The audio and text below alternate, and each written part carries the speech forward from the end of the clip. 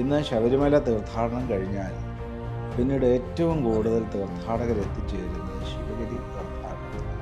കാര്യം ഇത്രയും വലിയൊരു സംഘാടന ശക്തി ഡൽഹിയിലും വേൾഡ് കോൺഫറൻസ് ഒക്കെ വെച്ച സമയത്തും ഒരു ടീം അങ്ങയോടൊപ്പം ഉണ്ടായിരുന്നു.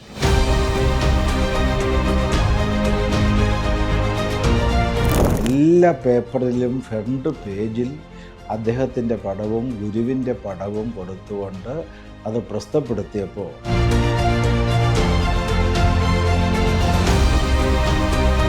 ആസ്ട്രേലിയൻ പാർലമെൻറ്റിൽ വെച്ച് സമ്മേളനം നടത്താൻ അനുവദിച്ചിരിക്കുന്നു.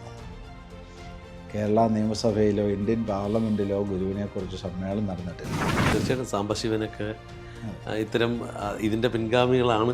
സാംബശിവനെയൊക്കെ കേരളം മറന്നുപോയി. അവരുടെയൊക്കെ സംഭാവനകൾ എത്ര വലുതായിരുന്നു. അതുപ്രകാരം അയ്യങ്കാളിയും വന്നത്ത് പത്മനാഭനും അടക്കമുള്ള നിരവധി ആളുകൾ SNDP യോഗത്തിൽ അംഗമായി ചേർന്നു.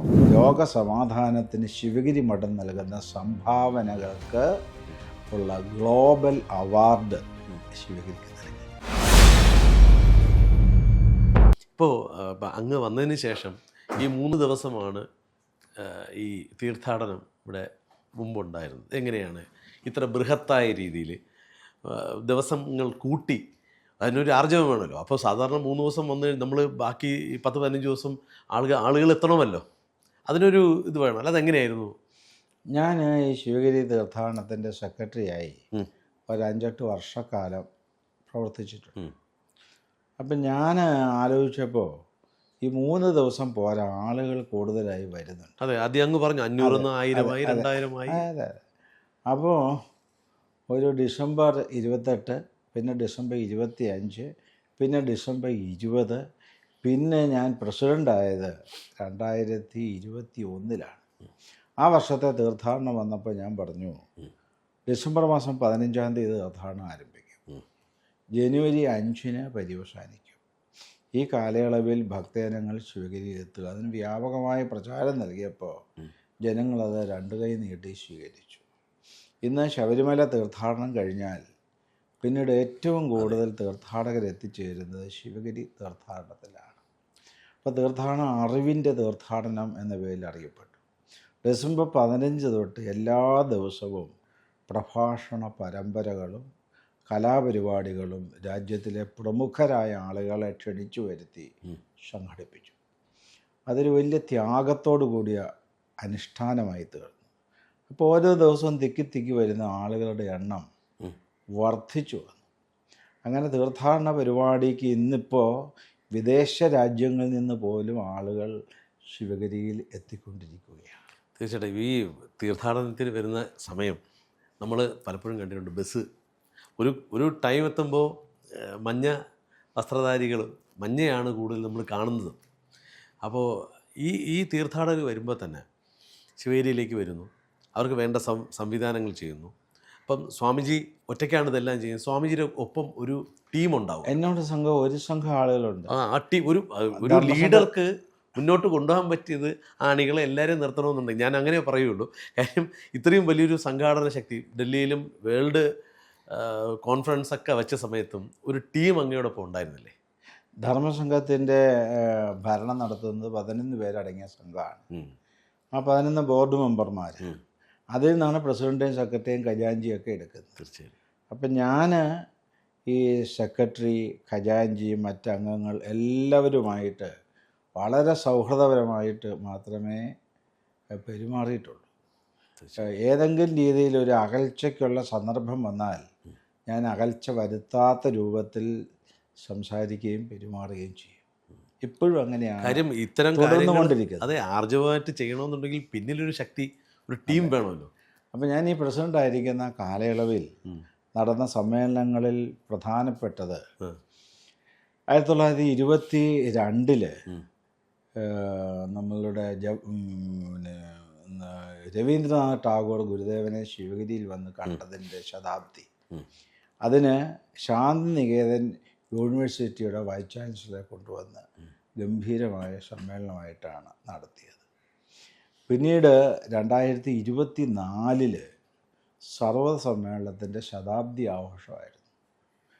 ആ ശതാബ്ദി ആഘോഷത്തിൽ നമ്മളുടെ രാഷ്ട്രപതിയായിരുന്ന ശ്രീ രാംനാഥ് കോവിന്ദിനെ വിളിച്ചുകൊണ്ടുവന്നു.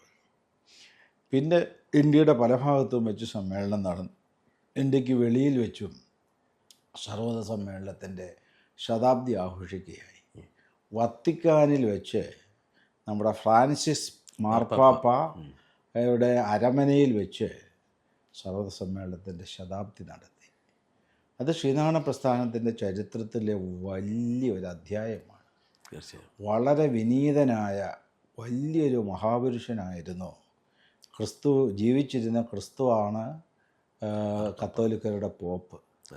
അദ്ദേഹം ആ വേദിയിൽ ഇരുന്നു കൊണ്ട് അച്ചടിച്ച് പ്രസ്തം ചെയ്ത അദ്ദേഹത്തിൻ്റെ പ്രസംഗം, ആ പ്രസംഗത്തിൽ ശ്രീനാരായണ ഗുരു ലോക ഗുരുവാണെന്നും മനുഷ്യത്വത്തിന് മൂല്യം നൽകിയ ഗുരുവാണെന്നും ഗുരുവിൻ്റെ സന്ദേശം ലോകത്തിന് ആവശ്യമാണെന്നും അദ്ദേഹം പ്രസംഗിച്ചത് എല്ലാ പേപ്പറിലും ഫ്രണ്ട് പേജിൽ അദ്ദേഹത്തിൻ്റെ പടവും ഗുരുവിൻ്റെ പടവും കൊടുത്തുകൊണ്ട് അത് പ്രസിദ്ധപ്പെടുത്തിയപ്പോൾ അക്ഷരാർത്ഥത്തിൽ ശ്രീനാരായണ ഗുരു ലോക ഗുരുവാണെന്ന് എല്ലാ രാജ്യങ്ങളിലും അറിയപ്പെട്ടു. അതൊരിക്കലും എൻ്റെ ജീവിതത്തിലും എനിക്ക് മറക്കാൻ സാധിക്കാത്ത ഒരു സന്ദർഭം. അത് കഴിഞ്ഞ് ആ സ്വാതന്ത്ര്യ സമ്മേളനത്തിൻ്റെ ശതാബ്ദി കഴിഞ്ഞ് പിന്നീട് ബഹ്റിനിൽ വെച്ച് ശതാബ്ദി നടത്തി, ലണ്ടനിൽ വെച്ച് നടത്തി, ഓക്സ്ഫോർഡ് യൂണിവേഴ്സിറ്റിയിൽ ദൈവദശകത്തിൻ്റെ 110 ഭാഷകളിലുള്ള തർജ്ജമ ഗ്രന്ഥം അവിടെ സമർപ്പിക്കുകയും ഞാൻ തന്നെയാണ് സമർപ്പിക്കുന്നത്. അവിടെ വെച്ച് ഓക്സ്ഫോർഡ് യൂണിവേഴ്സിറ്റി ഹാളിൽ വെച്ച് ഗുരുദേവനെക്കുറിച്ചുള്ള സമ്മേളനം നടത്താനുള്ള സൗഭാഗ്യം ഉണ്ടായി. ഇതെല്ലാം കഴിഞ്ഞ് ശിവഗിരി വന്നു കഴിഞ്ഞപ്പോൾ ആസ്ട്രേലിയൻ പാർലമെൻറ്റിലെ ചില MP-മാർ ശിവഗിരി വന്നു. ഗുരുദേവൻ്റെ സന്യാസിഷ്യന്മാരൊരാളായ മലയാളസ്വാമിയുണ്ട് ആന്ധ്രാപ്രദേശം. ആ ആന്ധ്രാപ്രദേശത്ത് നിന്ന് വന്ന ഒരു അനിലും തിരുവല്ല സ്വദേശിയായിരുന്ന ഒരു ഫെന്നി മാത്യുവും, ഇത് രണ്ടുപേരും ഓസ്ട്രേലിയൻ പാർലമെൻറ്റ് സംഘത്തോടൊപ്പം ഇന്ത്യയിൽ വന്നവരാണ്. അവർ രണ്ടുപേരും പറഞ്ഞ് നമുക്ക് ശിവഗിരി കൊണ്ട് ഇവരെ കാണിക്കാം. അങ്ങനെ പറഞ്ഞാണ് ഈ MP-മാർ ശിവഗിരി വന്നത്.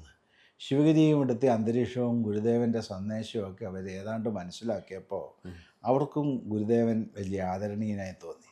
അപ്പോൾ അവരുമായിട്ട് ഞാൻ ചർച്ച ചെയ്തു. അപ്പം ഞാൻ പറഞ്ഞു, ഇങ്ങനെയൊക്കെ ഫ്രാൻസിസ് മാർപ്പാപ്പ അടക്കം സമ്മേളനം നടത്തി. ഒരു സമ്മേളനം ആസ്ട്രേലിയയിൽ വെച്ച് നടത്താൻ ആഗ്രഹമുണ്ട്.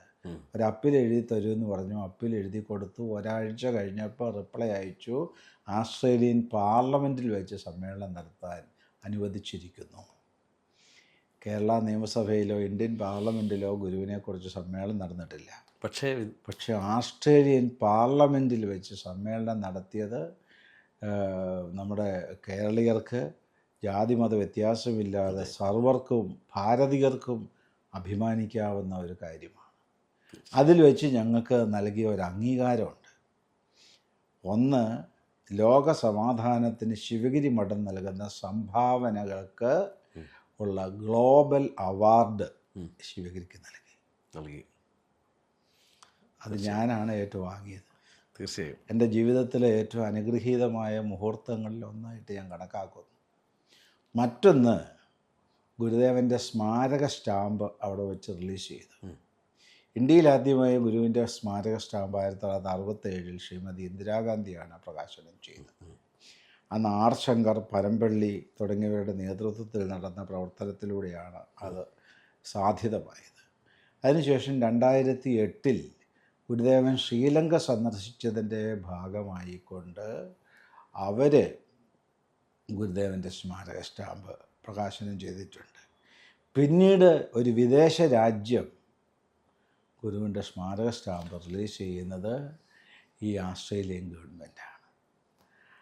അങ്ങനെ ഗുരുവിൻ്റെ സന്ദേശം ഇന്ത്യക്ക് വെളിയിൽ വിവിധ രാജ്യങ്ങളിലായി പ്രചരിപ്പിക്കുവാൻ ഒരു വലിയ നിയോഗം, അനുഗ്രഹം ഗുരുദേവനിക്ക് നൽകി. അന്ന് ഞാൻ പ്രസിഡൻ്റായ ആ മാസത്തിൽ കേരള കൗമുദിയുടെ റിപ്പോർട്ടർ ശ്രീ രാജേഷ് എന്നോടൊരു ചോദ്യം ചോദിച്ചു. സ്വാമി ധർമ്മസംഘം പ്രസിഡൻ്റായിരുന്നു കൊണ്ട് ചെയ്യാൻ ഉദ്ദേശിക്കുന്ന കാര്യം എന്താണ്? ഞാൻ അപ്പോൾ തന്നെ പറഞ്ഞു, ശ്രീനാരായണ ഗുരു വിശ്വഗുരുവാണ്. ആ വിശ്വഗുരുവിൻ്റെ സന്ദേശം വിശ്വത്തിലെത്തിക്കാൻ ഞാൻ പരമാവധി ശ്രമിക്കും.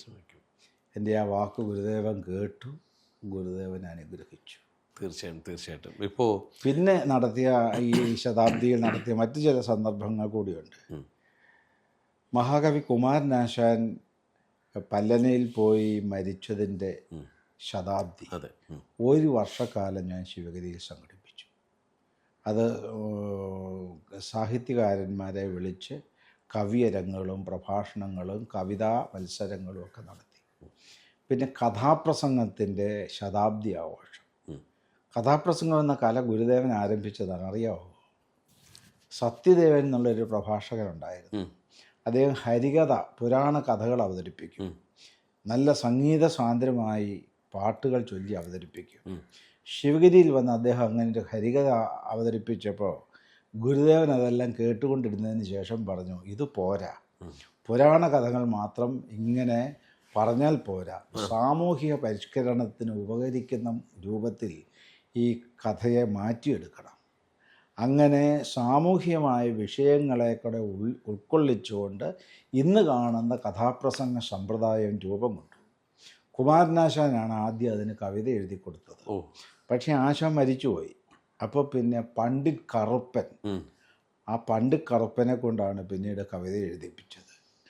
ആദ്യത്തെ കഥാപ്രസംഗം അരങ്ങേറിയത് ചേന്നമംഗലം എന്ന സ്ഥലത്താണ്, പരവൂരിലെ ചേന്നമംഗലത്ത്. രണ്ടാമത് കഥാപ്രസംഗം നടത്തിയത് ശിവഗിരിയുടെ ശാഖാസ്ഥാപനമായ കുന്നുംപാറ ക്ഷേത്രത്തിൽ വെച്ചാണ്. അപ്പോൾ ആ കഥാപ്രസംഗത്തിൻ്റെ ശതാബ്ദി വന്നപ്പോൾ ഒരു വർഷം നീണ്ടു നിൽക്കുന്ന പരിപാടിയായിട്ട് ഞാൻ ശിവഗിരി സംഘടിപ്പിച്ചു. കഥാപ്രാസംഗികരെ ശിവഗിരി വിളിച്ചു വരുത്തി ആദരിക്കുകയും കഥാപ്രസംഗ കലയെ പ്രോത്സാഹിപ്പിച്ചുകൊണ്ട് സമ്മേളന പരമ്പരകൾ നടത്തുകയും ചെയ്തു. തീർച്ചയായിട്ടും സാംബശിവനൊക്കെ ഇത്തരം ഇതിൻ്റെ പിൻഗാമികളാണ്. സാംബശിവനെയൊക്കെ കേരളം മറന്നുപോയി. അവരുടെയൊക്കെ സംഭാവനകൾ എത്ര വലുതായിരുന്നു. സാമ്പൻ കഥ പറഞ്ഞു തുടങ്ങിയാൽ അത് രാജ്യത്തിൻ്റെ പരിവർത്തനത്തിനും ജാതിയും മതവും ഭേദവ്യത്യാസവും ഒക്കെ ഇല്ലാതാക്കുന്നതിനുമൊക്കെ വലിയ സഹായം ചെയ്തിട്ടുള്ളതാണ് സാമ്പൻ്റെ കഥാപ്രസംഗം. അതുപോലെ നമ്മുടെ കടാമംഗലം സദാനന്ദൻ, ജോസഫ് കൈമപ്പറമ്പിൽ, അങ്ങനെ എത്രയോ മഹത്തുക്കൾ, ഇവരുടെയൊക്കെ പ്രസംഗങ്ങൾ ഈ രാജ്യത്തിന് പരിവർത്തനത്തിൻ്റെ ശംഖുലി മുഴുക്കിയിട്ടുള്ളതാണ്. തീർച്ചയായിട്ടും. എനിക്ക് ഇപ്പം കുമാരനാശാൻ്റെ കാര്യങ്ങളിലേക്ക് വരുമ്പോൾ ആദ്യമായി ഗുരു SNDP യോഗം സ്ഥാപിക്കുന്നു. അതിൻ്റെ തലപ്പത്ത് അദ്ദേഹത്തിന് ആദ്യത്തെ യോഗം പ്രസിഡന്റ്, ജനറൽ സെക്രട്ടറി കുമാരനാശാനാണ്. അതെ. അപ്പം ഇപ്പം SNDPയും നമ്മുടെ മഠവും തമ്മിൽ അഭേദ്യമായ ബന്ധമുണ്ടോ? പലർക്കും അതൊരു സംശയമാണ്, ഇപ്പോഴും ചോദിക്കുന്നുണ്ട്. എങ്ങനെയാണ് തമ്മിലുള്ള ഒരു ബന്ധം പറയുക? ശിവഗിരി മഠം സ്ഥാപിച്ച് പ്രവർത്തിച്ച് മുന്നോട്ട് പോകുന്നതിൽ SNDP യോഗത്തിന് വലിയ പങ്കുണ്ട്. യോഗം ജനറൽ സെക്രട്ടറിയായി മഹാകവി കുമാരനാശാൻ ഇരിക്കുന്ന കാലയളവിലാണ് ശാരദാ മഠത്തിൻ്റെ പ്രതിഷ്ഠ നടക്കുന്നത്. ആശാനായിരുന്നു പ്രതിഷ്ഠാ കമ്മിറ്റിയുടെ സെക്രട്ടറി ആയിരുന്നു. ആ പ്രതിഷ്ഠാ കമ്മിറ്റി പ്രസിഡൻ്റായിരുന്നത് ഡോക്ടർ പൽപ്പുവാണ്. അങ്ങനെ അത്രയേറെ അഭേദ്യമായ ബന്ധമാണ്. പിന്നീട് ഏറ്റവും അവസാനം കാലമാവുമ്പോഴേക്കും SNDP യോഗത്തിന് ഗുരുദേവൻ നൽകുന്ന സന്ദേശം, സംഘടന കൊണ്ടല്ലാതെ ഒരു സമുദായത്തിനും പുരോഗതിയെ പ്രാപിക്കുവാൻ സാധിക്കുകയില്ല. ഈഴവൻ എന്നത് ഒരു പ്രത്യേക ജാതിയെയോ മതത്തെയോ കുറിക്കുന്നതല്ല. ജാതി മത വ്യത്യാസമില്ലാതെ ഈ SNDP യോഗത്തിൽ അംഗമായി എല്ലാവരും ചേരട്ടെ. അതുപ്രകാരം അയ്യങ്കാളിയും വന്നത്ത് പത്മനാഭനും അടക്കമുള്ള നിരവധി ആളുകൾ SNDP യോഗത്തിൽ അംഗമായി ചേർന്നു. പിന്നെ കുറേ കഴിഞ്ഞ് ഗുരുദേവൻ്റെ മഹാസമാധി. അതിനിടയ്ക്ക് ഗുരുദേവൻ സന്യാസംഘം സ്ഥാപിച്ചു.